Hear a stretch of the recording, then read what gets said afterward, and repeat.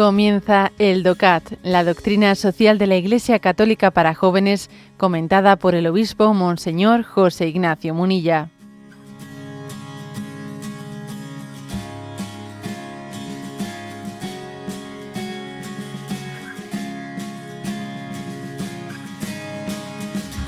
Punto 63. ¿Cuál es el significado de los derechos humanos? Y dice: la Declaración Universal de los Derechos del Hombre, Naciones Unidas, 1948, es, según dijo el Papa San Juan Pablo II, una piedra miliar en el camino del progreso moral de la humanidad. Esto lo dijo el 2 de octubre de 1979. Hasta aquí, como veis, es un puntito muy corto, el 63, que pregunta cuál es el significado de los derechos humanos. Luego va a haber más preguntas posteriormente sobre que va a decir, bueno, de qué se trata con los derechos humanos, de dónde vienen. Bien, por lo tanto, ahora circunscribámonos a este aspecto, o sea, al hecho de que la doctrina social de la Iglesia hace una lectura positiva de aquella Declaración Universal de los Derechos Humanos que tuvo lugar en 1948 en Naciones Unidas. Y eso no quiere decir pues que conjugue al 100% aquella Declaración General de los Derechos Humanos. Lógicamente no tenía la perspectiva cristiana, porque era una cosa hecha por la ONU, ¿no? Pero la Iglesia le da un reconocimiento muy importante, porque aunque no tuviese esa inspiración cristiana, muchos aspectos muy importantes sí que los recogía. Y si no lo reconocía, digamos, perfectamente bien, pues, pero vamos, que era un paso importante en el sentido positivo de la palabra. Desde luego, la percepción que tenemos hoy es que, claro, aquella Declaración de los Derechos Humanos se hizo después de la Segunda Guerra Mundial, y claro, las guerras, aquel gran conflicto, haber visto el rostro del mal en el nazismo, en el comunismo, etcétera, ayudó mucho, ¿no?, a que cuando uno ve el rostro del mal, hacer una lectura de qué es, a ver, lo que tenemos que respetar por encima de todo, ¿no? Posiblemente hoy, pues 70 años después, creo que costaría mucho, ¿no?, un texto como este. Hoy en día sería difícil. San Juan Pablo II dijo que esa declaración fue una piedra miliar. ¿Qué significa eso de piedra miliar? Bueno, él utilizó una imagen, ¿no? Las piedras miliares pues eran como unas columnas que se colocaban en el borde de las calzadas romanas para señalar la distancia cada 1000 pasos. Era como una milla romana, lo que equivale aproximadamente a una distancia, pues eso, pues de 1,5 kilómetros, nuestro actual o lo que sea, ¿no? Pero era como, marcaba el camino, marcaba los pasos. Entonces utilizó San Juan Pablo II esa expresión. Esa declaración fue una piedra miliar en el camino hacia el progreso de la humanidad. Y hay que percibir, hay que darnos cuenta de que en la historia de la humanidad ha habido pasos, ha habido estas piedras miliares que han sido, oye, qué paso en la buena dirección, y también ha habido pasos de retroceso, pues por ejemplo, cuando en la historia de la humanidad se da pues un momento histórico en el que se va tomando conciencia de que lo de la esclavitud es una barbaridad, y entonces se va aboliendo la esclavitud. También es otro momento clave, ¿no?, de avanzar hacia los derechos humanos. O hay otros momentos en los que se supera, pues se va superando, como por ejemplo pienso que es también un momento actual en el que se va claramente superando todo tipo de xenofobias, y se subraya el hecho de que todos los hombres de todas las razas tienen la misma dignidad. Bueno, eso no es que haya nacido en este momento exclusivamente, pero sí que es un momento en el que tenemos una sensibilidad especial hacia ello. O el momento también histórico en el que la humanidad camina a la buena dirección y entiende que el hombre y la mujer tienen la misma dignidad, y por lo tanto toda discriminación por razón de condición masculina o femenina pues es totalmente contraria toda discriminación es contraria a los derechos del hombre. O sea, ha habido piedras miliares que han caminado en la buena dirección, pero también hay que decir que ha habido grandes retrocesos, ¿no?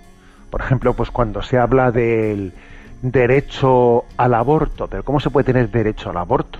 ¿Cómo se puede reivindicar el derecho al suicidio? Derecho al suicidio asistido. Es que, claro, es que reivindicar el derecho a suicidarse es una concepción de libertad absolutamente desnortada. Es una libertad desvinculada de los demás. Es como perder el sentido social de la vida, ¿no? O sea que es bueno que nos demos cuenta que en la historia de la humanidad ha habido pasos importantes, pero también hay que tener capacidad crítica para ver los pasos clarísimos de retroceso. Y los pecados de época, esta es una expresión que no sé si la habremos escuchado todos, pecados de época son aquellos en los que una generación mayoritariamente está cegada para no percibirlos. Y se necesita una distancia, ¿no? Una distancia que da la perspectiva de no ser esclavo de esa época, no ser esclavo del pensamiento dominante, para poder percibir. Esto es una barbaridad. Por ejemplo, pues un pecado de época fue pues que en un tiempo determinado, oye, se asumiese la esclavitud como lo más normal. Fue un pecado de época, ¿no? Había algunos que percibían que esto es una barbaridad, pero eran pocos y además los que lo percibían tenían una perspectiva superior para percibirlo. O otro pecado de época fue pues esa especie en la cultura victoriana de ese sentido del honor, en el cual algunos pues por el honor se batían en duelo, pero ¿qué es eso de batirse en duelo por una especie de pugna de honor? Pero qué absurdo es eso. ¿Cómo se pudo aceptar eso como un signo? Bueno, hubo pecados de época hacia los cuales pues hubo una ceguera colectiva. También hoy existen pecados de época con una ceguera colectiva bien patente, ¿no? Bien patente, pues en todo lo que es, pues por ejemplo, el aborto, la eutanasia, la ideología de género, o sea, que son pecados de época, ¿no? Hacia los cuales hace falta, ¿no? Como decía Chesterton, que el cristianismo es el que nos permite no ser esclavos de nuestro tiempo, no ser esclavos de las ideologías de nuestro tiempo y tener una perspectiva que nos permita, bueno, pues servir al hombre desde otra perspectiva de libertad. Por eso ir viendo en el decurso de la humanidad dónde están las piedras miliares que nos han hecho caminar en la buena dirección y también desenmascarar y denunciar pues los grandes retrocesos que ha habido, ¿no? Pero entonces nos quedamos con esta afirmación. En 1948 se dio un paso muy importante en la Declaración Universal de los Derechos del Hombre. Continuaremos y profundizaremos más en los siguientes puntos del DOCAT, en lo que fuera aquella Declaración de los Derechos Humanos. Hay un chiste que tiene mucha gracia de nuestra Mafalda, que está Mafalda delante del globo de la bola de la Tierra, ¿no? Y entonces le dice así como riñéndole con el dedo pues al mapa de la Tierra, ¿no? Le dice: y estos derechos humanos a respetarlos, no vaya a pasar lo mismo como con los mandamientos, como diciendo, mira, que a los mandamientos de la ley de Dios este mundo no los respetó y fíjate lo que ha pasado, ¿no? Cuántos dramas. A ver ahora estos derechos humanos, si también no los vas a respetar, pues sí, ¿no? Y estos derechos humanos a respetarlos, no vaya a pasar como con los 10 mandamientos.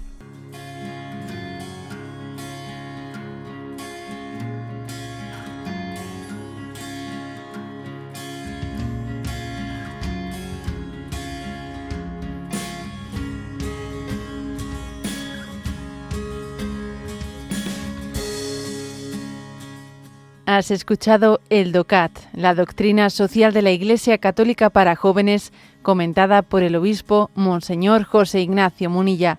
Encuentra todos los audios en radiomaria.es.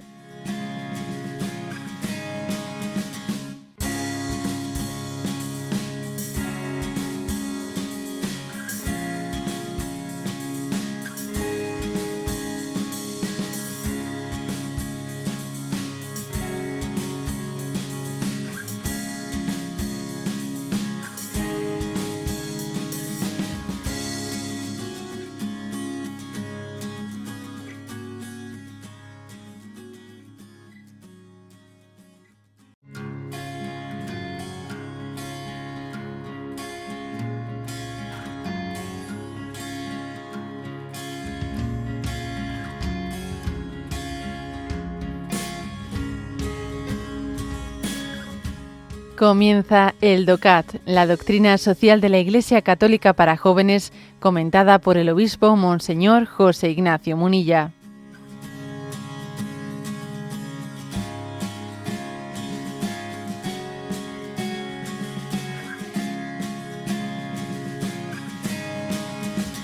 Punto 64.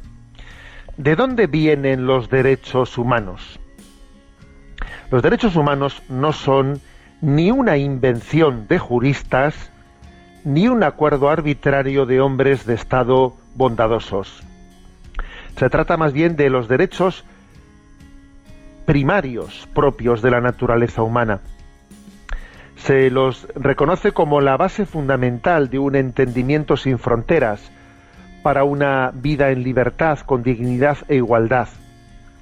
Son reconocibles por medio de la razón y tienen su raíz última en la dignidad que es propia del ser humano en virtud de su carácter de imagen de Dios.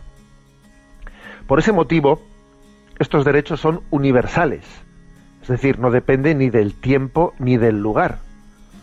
Son inviolables, porque lo es su fundamento, que es la dignidad del hombre, y también son inalienables, es decir, no se puede privar a nadie de estos derechos. Y no hay nadie que tenga el poder de atribuírselos o negárselos a otra persona. Los derechos humanos se han de reconocer a sí mismo en su totalidad y han de protegerse de la falsificación ideológica. Todos, pero especialmente los cristianos, debemos alzar la voz ante las violaciones a los derechos humanos o cuando en algún país no se le reconozcan.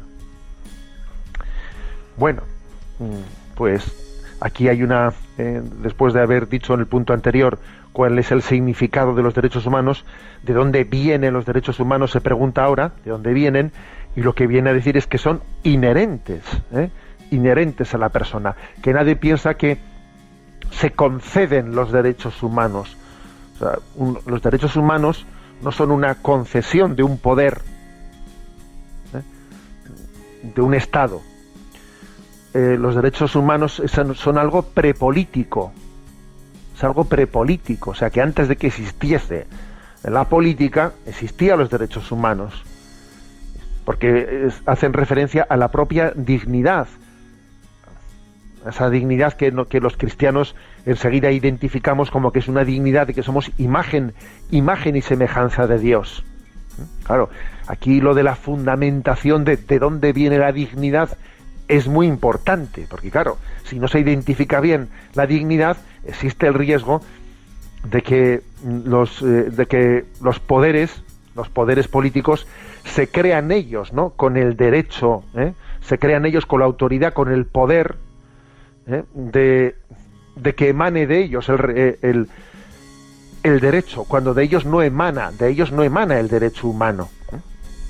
Bien, nosotros, insisto, identificamos el origen de esos derechos humanos en la dignidad de ser imagen y semejanza de Dios. En ese sentido decimos que son derechos humanos universales, inviolables, inalienables, y hay que reconocer que en el transcurso de la historia pues hay episodios pues en los que existe una ceguera, una dificultad muy grande de reconocer esos derechos, y también existe a veces la tentación de llamarle derechos a lo que no son.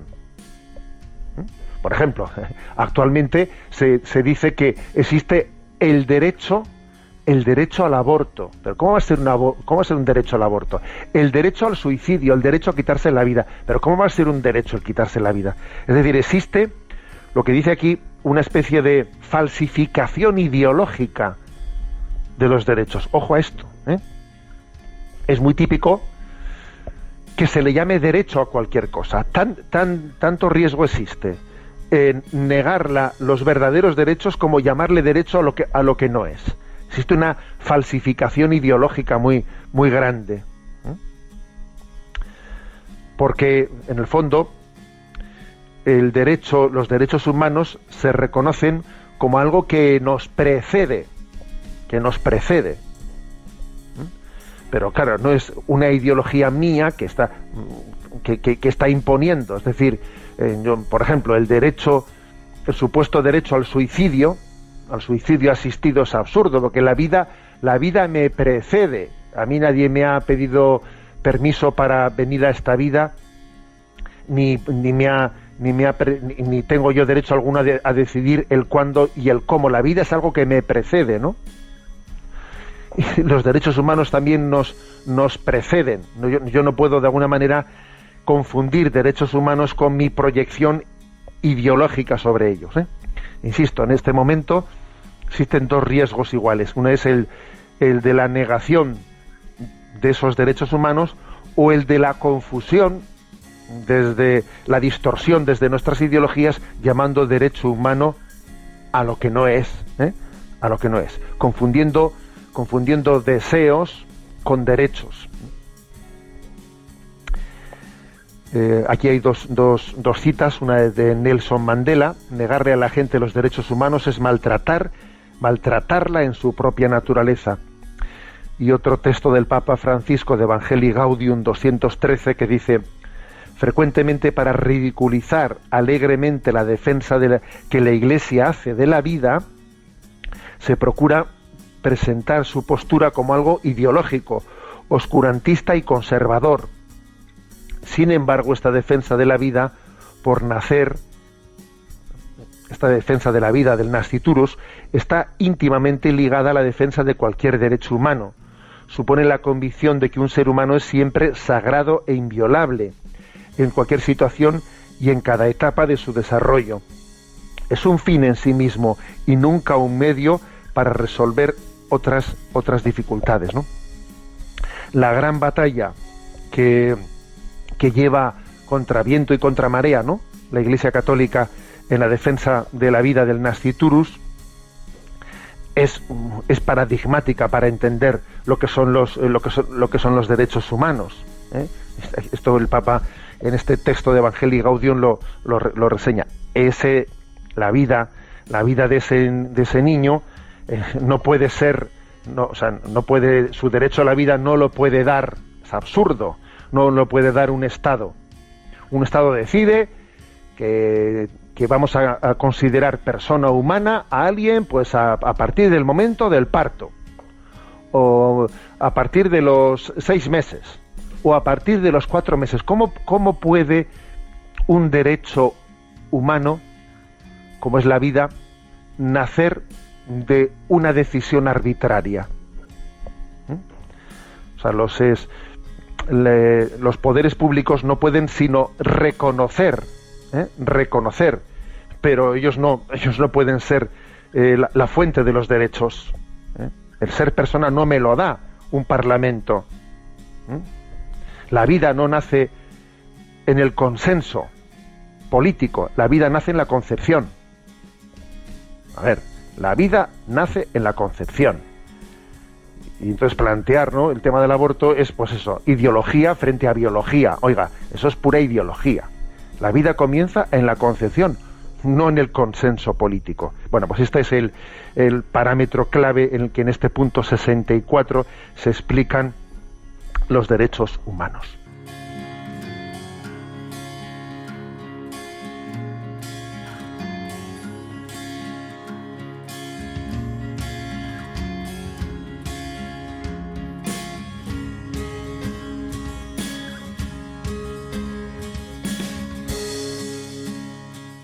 Has escuchado el DOCAT, la doctrina social de la Iglesia Católica para jóvenes, comentada por el obispo Monseñor José Ignacio Munilla. Encuentra todos los audios en radiomaria.es.